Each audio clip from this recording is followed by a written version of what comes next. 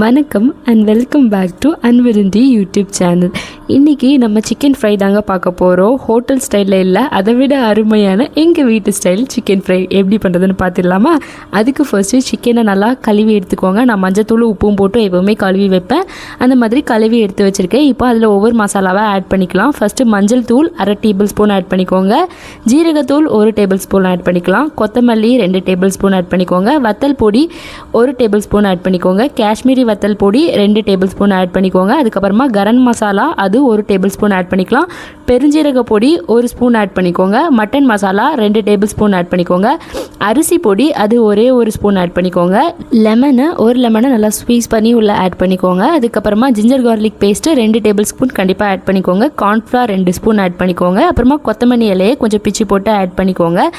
அதுக்கப்புறமா நம்ம தயிர் ஆட் பண்ணிக்கலாம். தயிர் 1 ஸ்பூன் ஆட் பண்ணிக்கோங்க. எல்லாத்தையும் சேர்த்து நம்ம கை வச்சு நல்லா மிக்ஸ் பண்ணி ஒரு 20 மினிட்ஸ்க்கு நல்லா மேரினேட் பண்ண விடணும். அப்போ தான் சிக்கனில் எல்லா மசாலாவும் நல்லா பிடிக்கும். இப்போ ஒரு கடாயை எடுத்துக்கலாம். கடாயில் எண்ணெய் ஊற்றி எண்ணெய் நல்லா சூடானதுக்கப்புறமா அதில் கொஞ்சம் கருவேப்பிலை போட்டுக்கோங்க. அப்போ அந்த எண்ணெய் நல்ல மணமாக இருக்கும். சிக்கனை ஃப்ரை பண்ணி எடுக்கும்போது செம்ம டேஸ்ட்டாக இருக்கும். இப்போ சிக்கனை உள்ளே கொஞ்சம் கொஞ்சமாக ஆட் பண்ணிக்கோங்க.